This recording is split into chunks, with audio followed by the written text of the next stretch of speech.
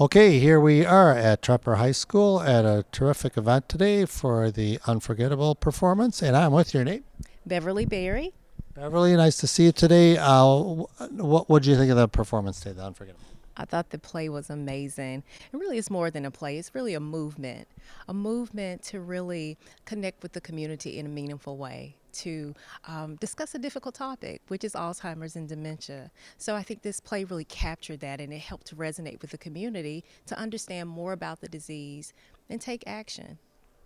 And now you're with the association. Let's hear your role. I am. I'm with the Alzheimer's Association Home Office. I'm the Director of Diversity, Equity, and Inclusion Engagement. Maybe we start from the beginning. What is Alzheimer's? Alzheimer's is a progressive disease. It is one of the most common forms of dementia that individuals have. It affects memory, thinking, and it can cause cognitive decline. This was a great part in the play to kind of get people exposed to what a family conversations are going to. And I guess what maybe questions you get is that people say, well, I forget things here and there. Is this a step towards Alzheimer's or something else? Absolutely. What we always say is that if you notice anything different in your memory or thinking, that you should see a doctor. There are some warning signs that people may have as it relates to Alzheimer's and dementia. Warning signs can mean forgetting where you put your keys.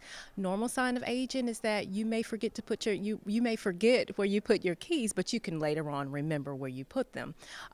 Things that are not normal, like knowing what keys are, going somewhere and forgetting where you got there or how you got there and where you are. Those are some of the signs. But it's not always dementia. It's not always Alzheimer's. There can be other things or other symptoms that mimic Alzheimer's. So just if you notice anything about your memory or thinking, always seek a doctor's care. Absolutely. If people want more information about the Alzheimer's Association, where should they go? Absolutely. I would recommend people visit alz.org or our 24/7 helpline, 1-800-272-3900. Performance, and I'm with your name Dave Grams, and your role, your title. Executive Director for the Wisconsin chapter of the Alzheimer's Association. Well, first off, what did you think of the performance today? I thought it was wonderful. It was just, it was funny. It was touching. Just, moments throughout that were so relatable. I think it was just incredibly well done by everyone. There were a lot of issues and conversations that were brought up during the performance. Are these sort of questions that come up through your chapter when people call in that are experiencing something like this? Absolutely. It's one of those things where while everyone's journey with the disease might be a little bit different, some of the challenges that caregivers are going through, families, and even individuals who are living with the disease, there's commonality there. It's just the loss of not just memory, but the sense of the individual and how their families experienced them before can be so difficult to go through. You brought up a good point as the caregivers, because people talk about the patient that's having the memory loss, but there's also a lot of stress on caregivers. It could be. Absolutely, it's one of those cases where if you're caring for someone living with the disease, you're trying to keep your all the plates in the air, work and personal life and all the rest, while at the same time you're doing everything you can, and it doesn't just turn itself on and off, right? Those needs.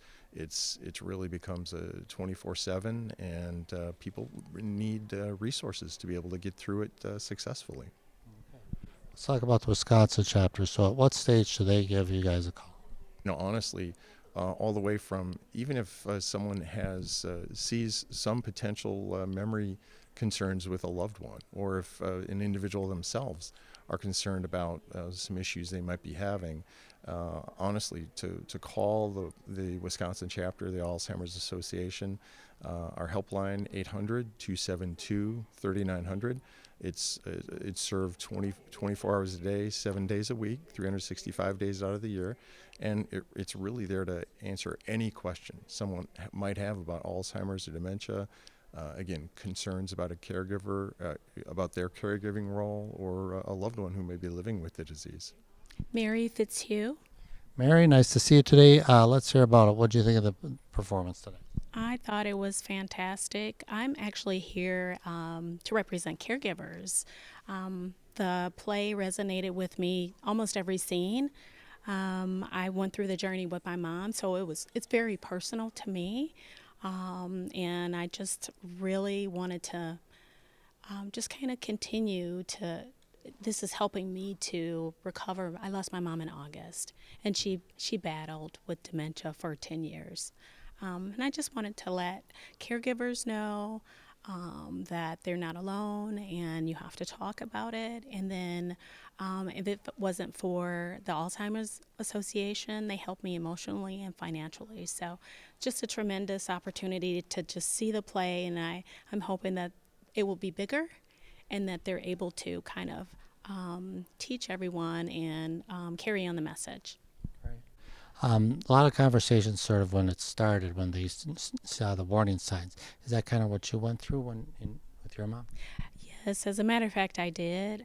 I have other siblings, but everyone was in denial. I noticed some things. I was pretty close with my mom. And at first, I was upset. You go through so many emotions. And then once I learned to just go with it, the minute, even if she didn't know who I was, you just let them go and you have to let them be so that they can still have their dignity. So how did you overcome with the siblings and get them involved? Just talking about it and realizing that we're all different as humans, and if they could participate in the support somehow, whether it be financially or just spending more time with mom so they could actually see that it was real and it wasn't something that it was Mary's story. And it just kind of helped, and it actually, I think it's made our family closer. We all live in different states. I live in Illinois, and Alzheimer's Association of Wisconsin really was a big help for me. My mom lived in Wisconsin, in Milwaukee. So they helped me to go through the journey, and as you can see, they're still helping me. Diane Milner. Diane, what did you think of the performance today? It was amazing. It was amazing. What better way to get a message out than to have it show it on stage and have lived experiences, talk to the people, and meet them where they are. Amazing. And your role, your title? I'm with the Alzheimer's Association Wisconsin chapter, and I'm the Diversity, Equity, and Inclusion Director. Okay.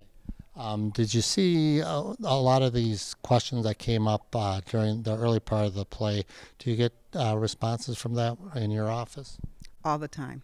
All the time. We get people calling at every stage of the disease, from the very beginning when the diagnosis is made to even before the diagnosis. What has to happen? What do we need to know? What are the warning signs? Things like that. So we get calls of every type. And this play just lays it all out for you. It shows the people when they're in denial. And it shows them when they finally have that awakening and realize that this is real, but this is something we can deal with. And one of the things that Garrett said in the play, the playwright Garrett Davis said in the play, is they're not dead. They're just in a different world. So we need to live in their world. We need to understand things from their perspective. So that was really key. And the other thing that was key is that it's a village. So family members, brothers, sisters from all over the U.S., wherever you're living, wherever mom lives or dad lives or husband lives, wherever it is, then you can be there through the Alzheimer's Association. We have information across the country by calling our 800 number, 800-272-3900, or going to take a look at our website, alz.org. Cue into some of those education programs, cue into some of the support groups. Wherever you are, you can get the help to help that person who's dealing with the disease wherever they are. And that was a great point that was brought up, that in the middle of the night, I mean, that 24 hours, but that may be the hours where it's really important to call. Absolutely. They are there. They're master's degree level clinicians that can help you through any situation. And they are available in several different languages. I'm talking 72 different languages. So whatever you need, whatever hour you need it, we are there. You talked about the warning signs. What are some of the warning signs that people should look out for Alzheimer's? They talk so much about driving, or if a person is driving and they know that they can drive, but they forget. I've had with my own godmother, she drove her car someplace, but she took the bus home.